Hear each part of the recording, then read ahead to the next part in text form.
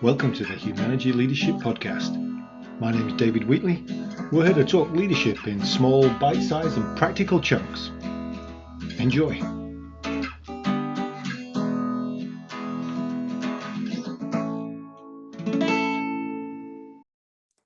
Hi there. This is another episode where we visit with Judy and Rick and listen to their wisdom. And this conversation is based on something that I've talked to Judy about for quite a lot over the last 20 years. She does a lot of training around the power of story. And so she's going to talk about exactly how that story fits into her leadership role and what the power of being able to be a storyteller is. Here you go. Well, welcome to this episode of the Humanergy Leadership Podcast.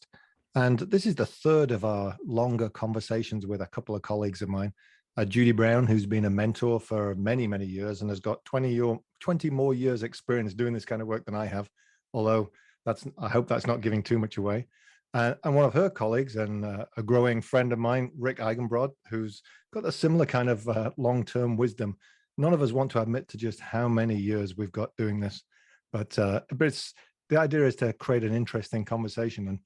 And this week, I want to set the conversation around storytelling. And the reason why Judy and I have done a lot of work together, and one of the classes that I've seen her do is the leader as storyteller and the value of storytelling quite a lot.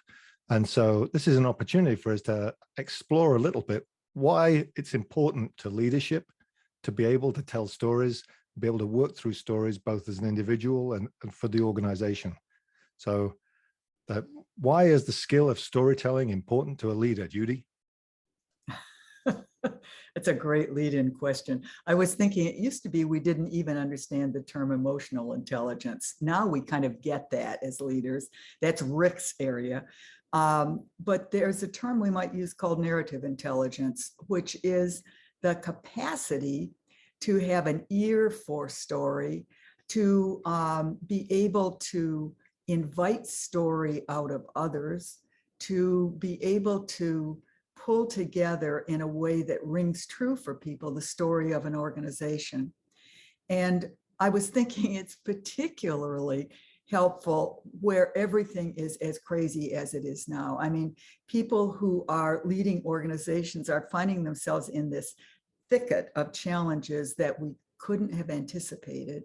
And they all seem to be interacting with each other, the thicket. And the question is, how can a leader create a sense that others trust that leader to somehow help them through the thicket? And when Rick and I were talking about this, we decided we were going to do a radical thing, which is Rick asked me to lead off with a poem. So in my defense of having been a former CFO, I'm going to lead off with a poem that I wrote that now goes by the term brambles, because it sort of captures where we're living. David, Rick, do you have anything you want to interject before I speak a poem? All I say is that for those regular listeners, both of you, to the regular listeners to my podcast, you may have heard some of Judy's poetry before. And before you sign off, because you're not somebody who normally listens to poetry, I will tell you that it's the only leadership book I give out with poetry in it is Leader's Guide to Reflective Practice. And that's because these things resonate with people. And so I look forward to hearing this, not only the poem, but also read by the author. So a ways back, I had a group that was really unsettled, a leadership group, and they wanted me to talk about resilience. So I led off with this poem, and I had a lot of good points after that, some of which we'll share today, but what they wanted was a copy of the poem. So here we are.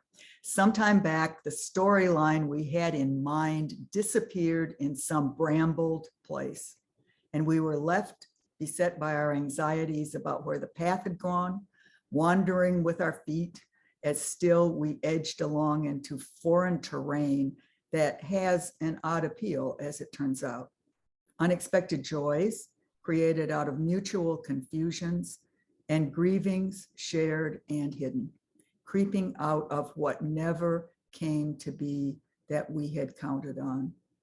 strange stories that we use to guide us, myths that promised trails we never found, and improvised stories that grow out of the gifts and tragedies of a life we never had expected. We never had expected. And I was thinking of Rick's one-liner that I love, which is, my life was not in my plan. And so this is a variant.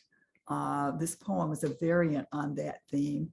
And when our organizational life and our personal lives have taken so many turns, if we're to hang together and move things forward, we probably need to be more forthcoming about those stories. We need to be more interested in other people's stories. And we need together to somehow weave a story of what we're doing and why we're doing it this way. What moves us and drives us in this direction? And part of it is the leader's story. That's part of what is moving us along. So I love that the poem and the picture, the imagery that you share, and having been pulled through a bramble by an inflated paraglider, they come out the other side with a sense of relief that you're still alive and you're on the ground, but with loads of little red dots and scratches all over the place. That is a story to tell, and so I think you've hit a time and a place where, at the moment of recording, we're slowly coming out of COVID. We're looking at the Ukraine and wondering what's happening in Eastern Europe, right. and there's challenges across the world that come at us from all angles, and people are just starting to try and reset where they're at with their teams and organizations. Right. And so you frame this up that, what kind of skills does it take for a leader to be able to reset that with a story? Well, I'm thinking of a leadership group that I worked with, that the skill is asking people what, you can use different language, but what stepping stones have brought you to where you are in your work and your life, and being willing to share that as a leader.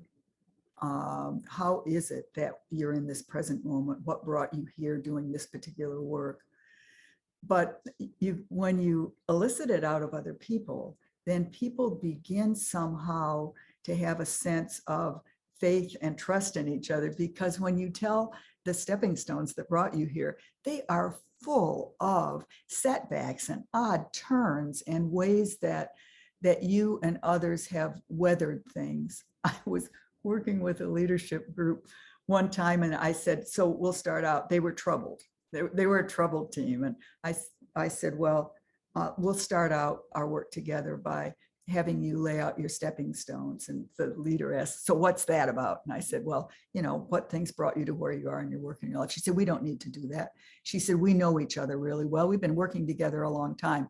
But inside my voice said, not very well, it seems, because you invited me in to help you. And so they went, I said, so humor me. And so she did. Everybody did their stepping stones, and then they talked about them in a circle, and people kept going, you did that? You've had that experience? We both were in the Army? I didn't know that. And all of a sudden, people began, who were seeing each other in fixed ways, began to see each other in a way that opened things up, that opened up the relationships. So that kind of exploration, individually and collectively with a team, can really change the weather in the room and the weather with the team. And we wrote a book a couple of years ago called What Great Teams Do Great. And one of the first questions we get teams to ask in the setup box of a team is, who are we? And so that's what you're getting at, which is, tell me who you are, what got you to here, what you bring to the table, because the more we understand that, the more we can tap into the value of the synergy that comes with teamwork. That's exactly right. And the more we can understand special gifts that people bring. I mean, when people have me pegged as a poet, I have to remind them I was a CFO. I have done serious numbers work in my time. And I think for each of us, we have a tendency to have simple stories about other people. And if we're the leader, they need to have that sense of us so that they know we're trustable to follow. I mean, this, and I'm going to credit Rick with this. In a conversation we had just recently, he said, and I wrote a post-it on it, pay attention to yourself so others will. And that's the inner work of sorting out who you are and what you bring to this and how that has come about. And it's not necessarily something that all leaders naturally do or are willing to do. Some are shy, some are modest, some would rather speak in numbers and bullet points. And so to remind leaders that this kind of capacity to tell your own story and to drag the story out of somebody else is part of, last time we were together, we talked about networks and what forges bonds. That kind of knowing each other forges bonds, makes connections. And so we can go further together because of it. So this, what do you I mean, this idea of story and the ability to quickly craft a story, to own a story, to be able to tell that story that paints the picture for people. Why stories? Because you mentioned some people like bullet points and numbers. Rick, what to you is the value of the story over a nice little PowerPoint with bullet points? Yeah, I think there's a lot of data now and evidence that if you want people to remember things, tell them a story. They're not going to remember a PowerPoint. They're not going to remember a spreadsheet. They're going to remember a story. And I think that to sort of build on what we've been talking about and what Judy said is, I mean, we really are living in unprecedented times.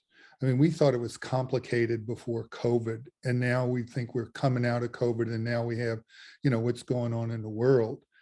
And it reminds me of that really wonderful phrase from Peter Vale about life in permanent white water.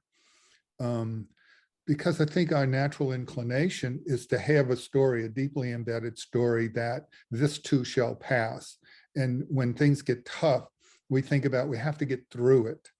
And I think the story has to change, the big story.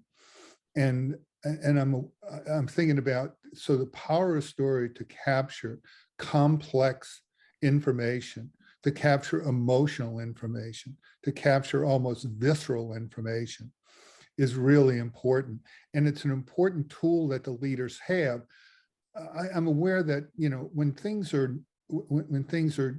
not marching through the brambles, the role of the leader is much more to attend to the management of things and people, et cetera.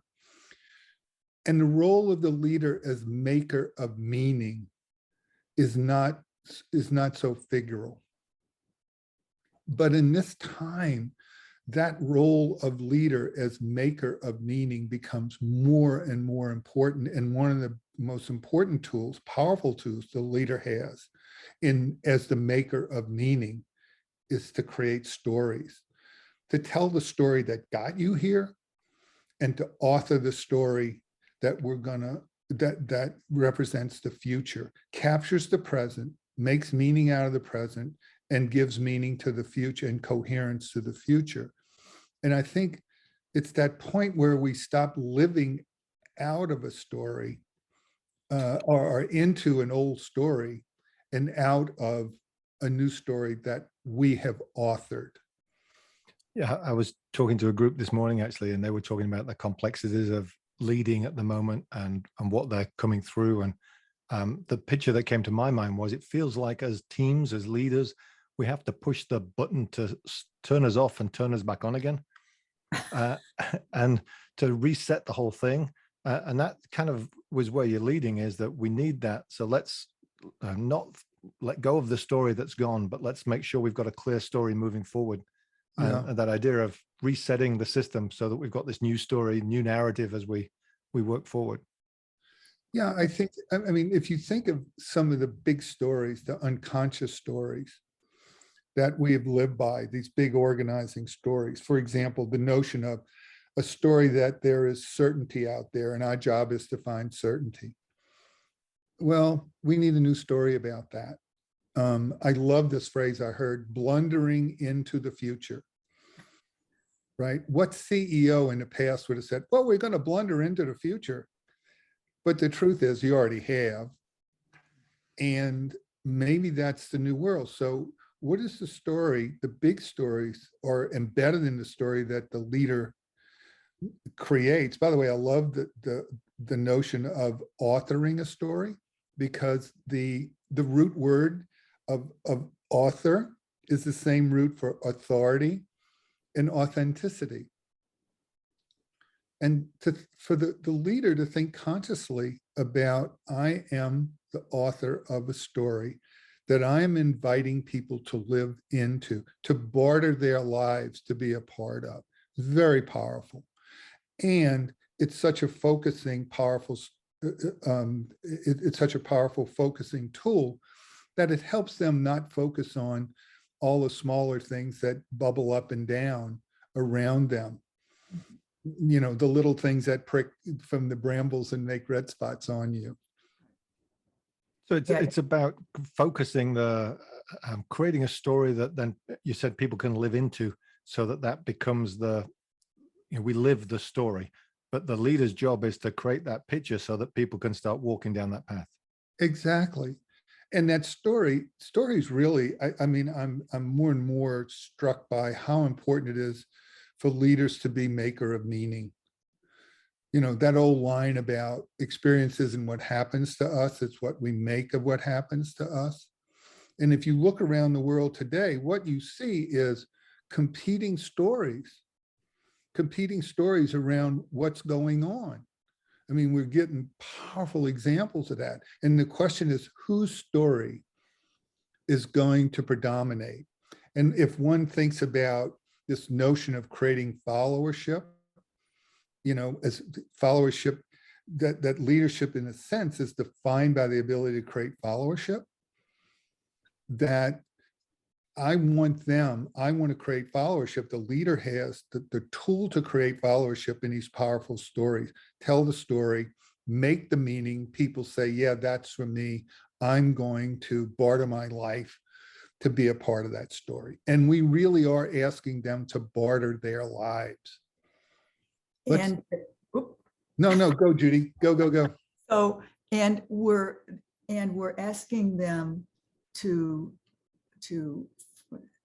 sense the story, to sign on to the story, to be part of creating the story in the midst of all this other stuff that is going on around them, and to essentially think in terms of story. So one of the tools the leader has is to frame questions in terms of story. Instead of saying, when you're in an argument with somebody at the table on whatever the issue is, and the other person has a really different point of view, why do you think that?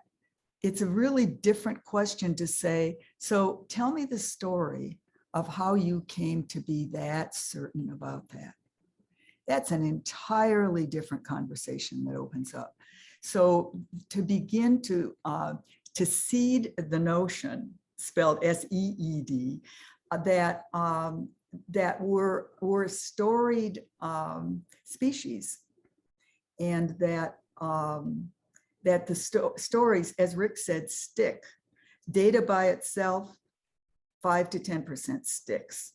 Statistics and story, which I was sure would win the race, 25 to 30% retention, UCLA data. Story alone, 65 to 75% retention. So that's the story, it's the story that stays, not only so we can move things forward, but it's stories that give us a different way of being in this mess we're in.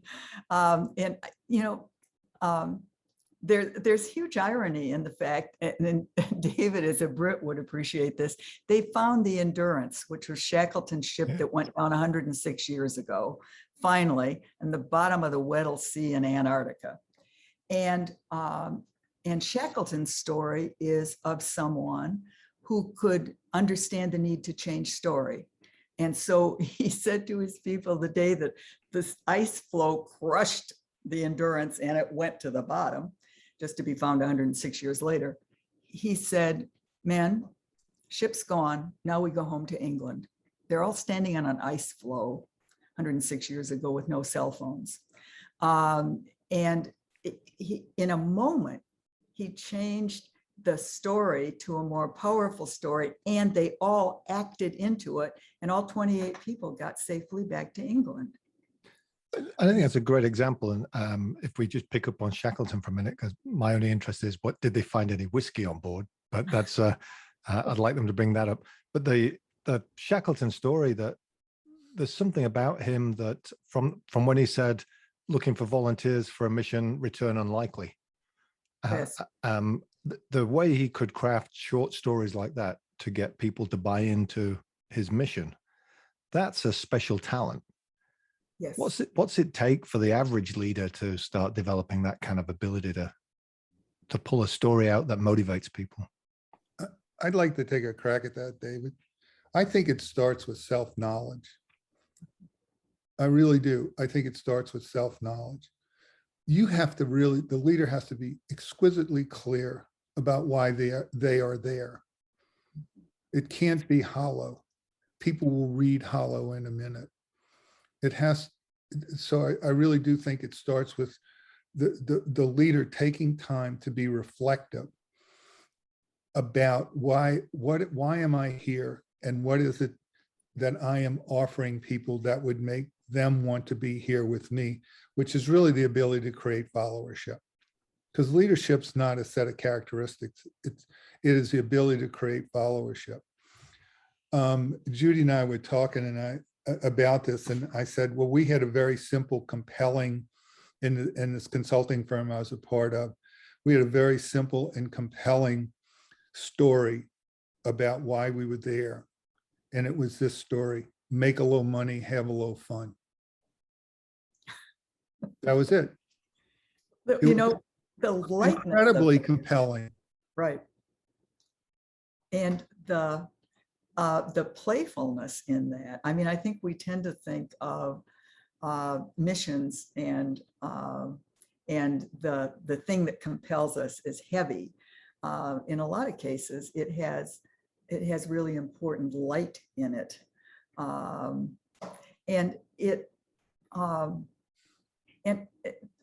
and sometimes it's created in a sense collectively, not only by people acting into it, Rick, and acting through it, but seeing it for the first time collectively. And I was thinking about a particular piece of work where the leader had old timers and new people who were sort of at odds with each other. And the question was how to get them to come together and go with real heart and passion in the direction he wanted to take them. And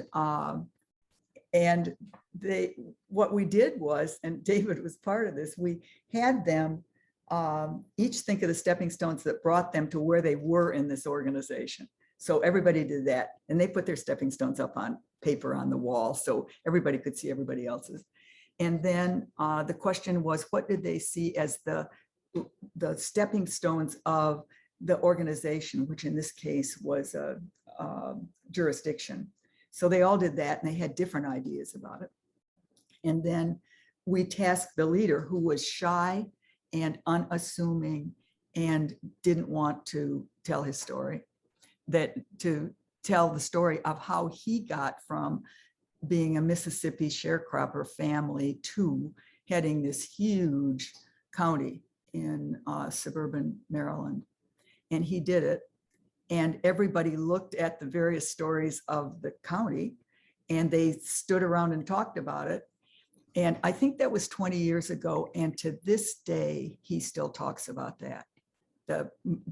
Just the remarkable way people came together around the story, because in some ways they helped create it, but mostly they could see it whole. So part of it, I think, is, and in this case, unassuming and modest, being willing to step out there and say, let me tell you who I am and how I got to be here and why this matters so much to me.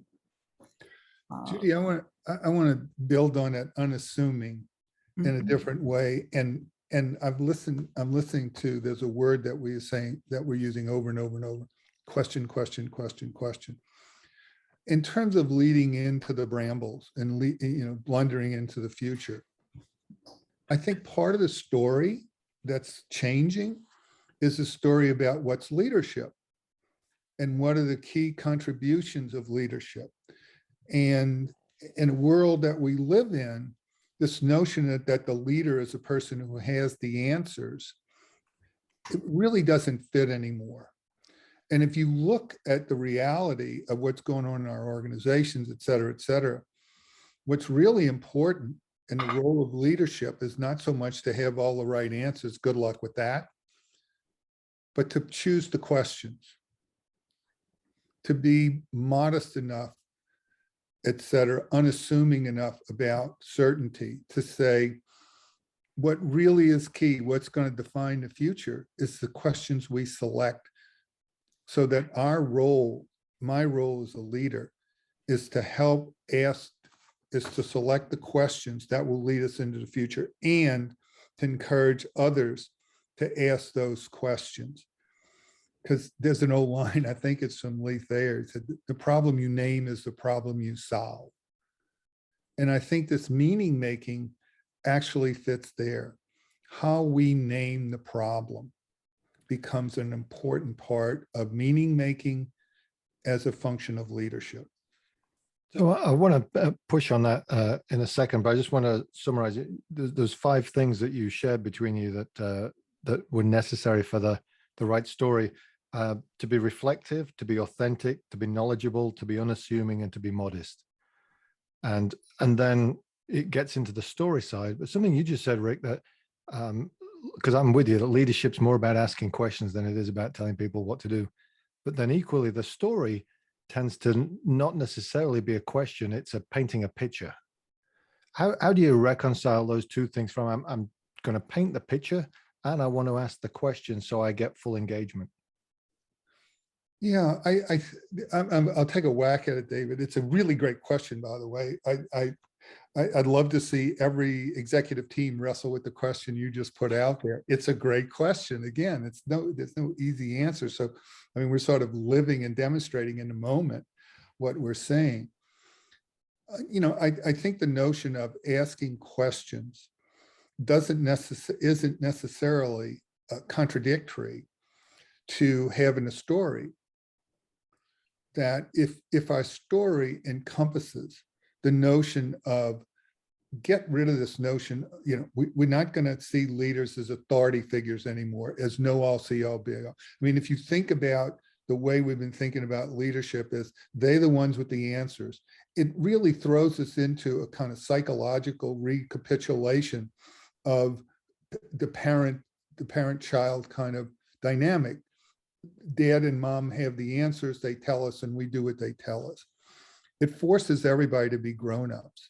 So I think if we look at the notion of asking questions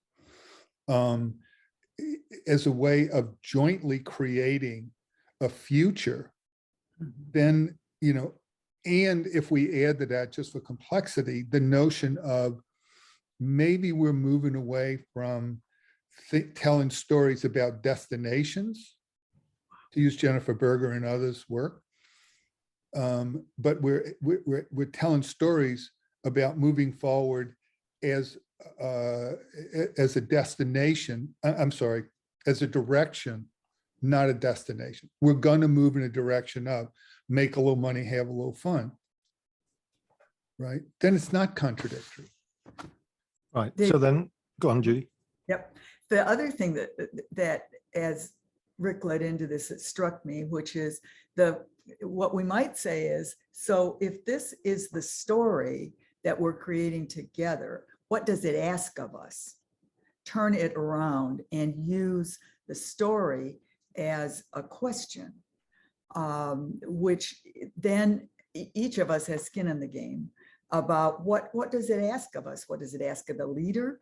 What does it ask of people in various places in the organization?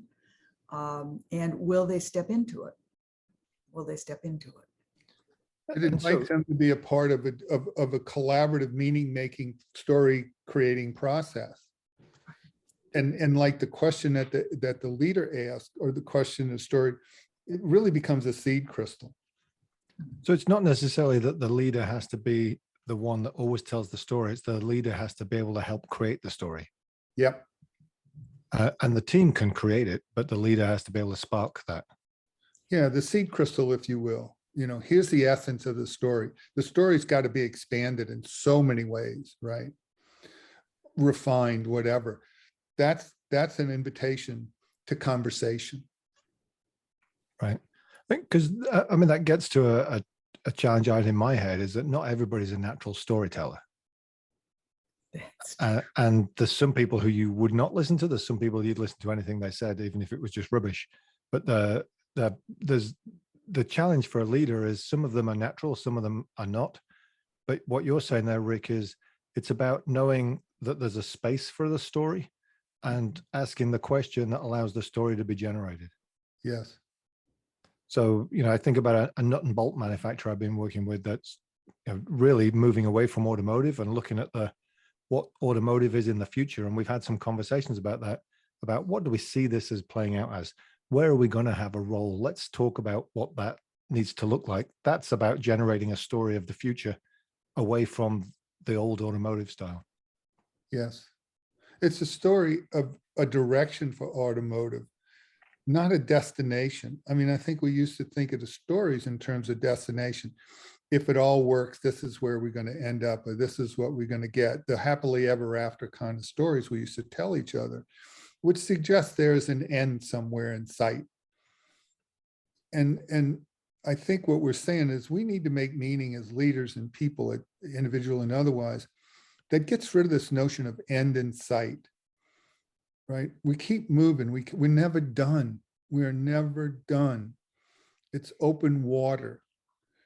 And I'd go back to Peter Vale, who says that in those circumstances of permanent whitewater, there are 3 strategies that work. One is working reflectively smarter. You just have to step back individually as the leader and as an organization and make sense of what's going on. So reflectively smarter. And the second one is collectively smarter.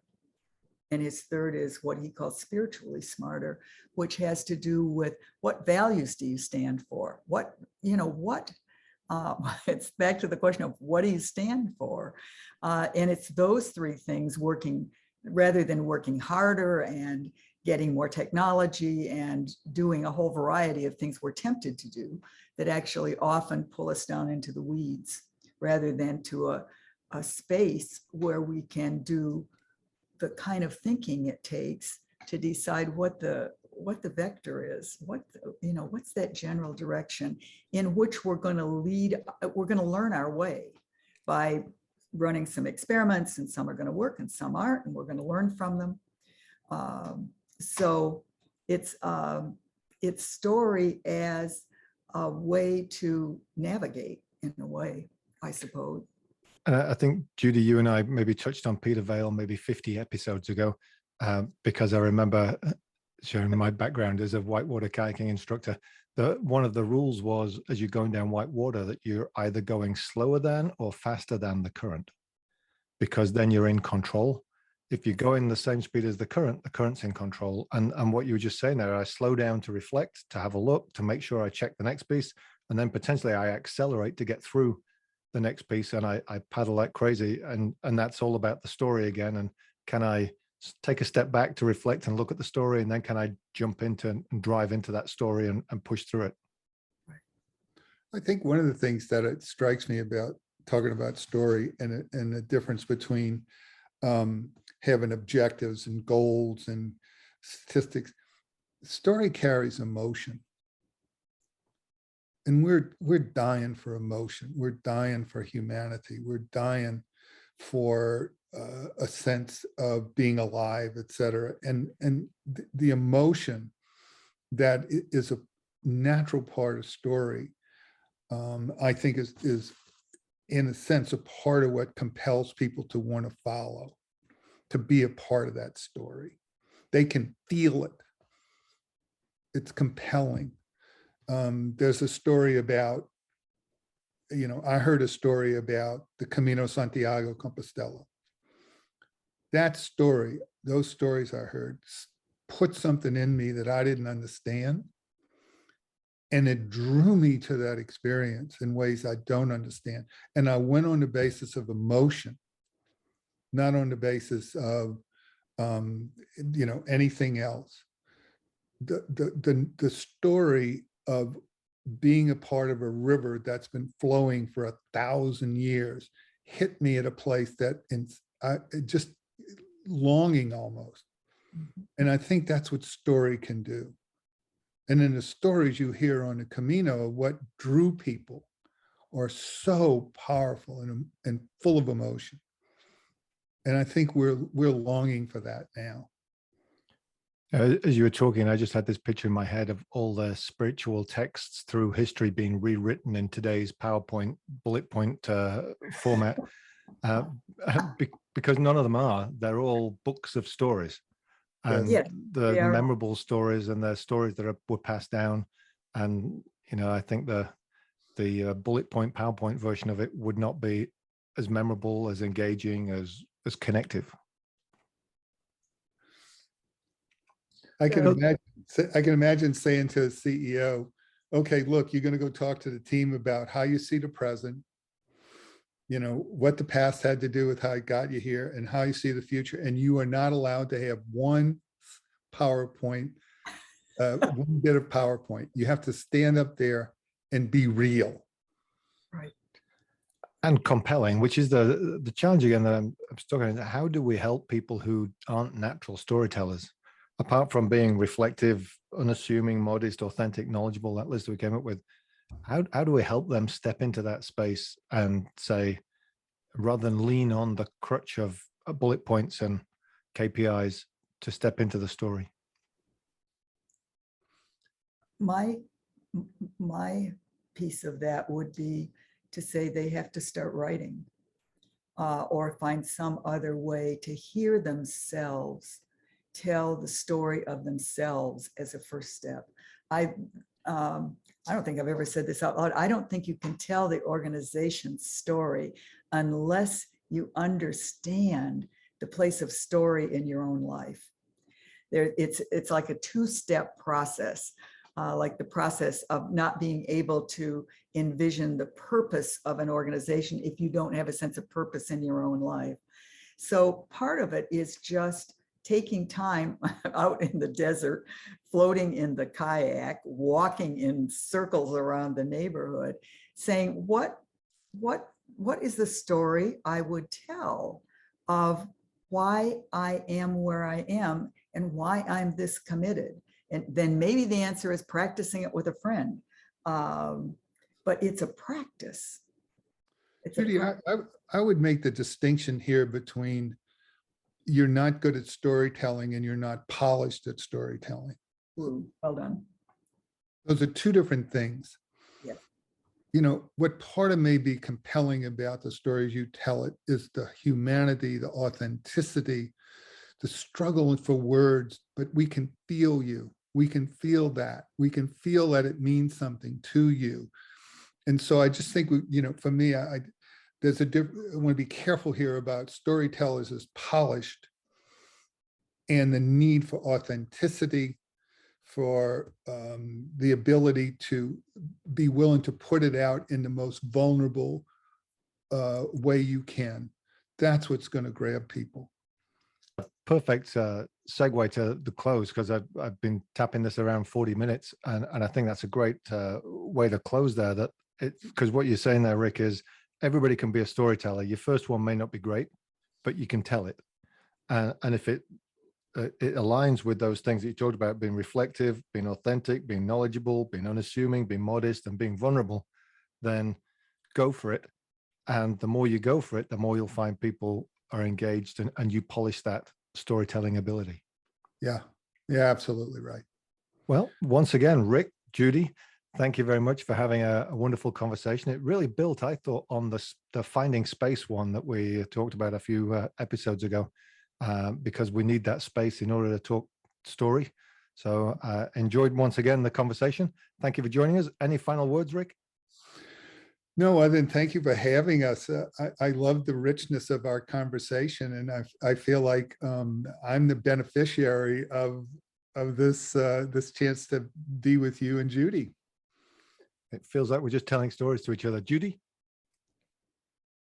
I guess what I would say is that story is at the heart of what we're trying to do, and what makes it powerful is the heart that's in it, the emotion that's in it, and the centrality of it. So powerful stuff. So story is at the heart of what we're trying to do, and what makes it powerful is the heart of that story. Yeah, I love guess it. so. Well said, David. I just summarized what Judy said. Judy, Rick, thanks very much. I appreciate you spending time with us. Thank you. Thank you, David.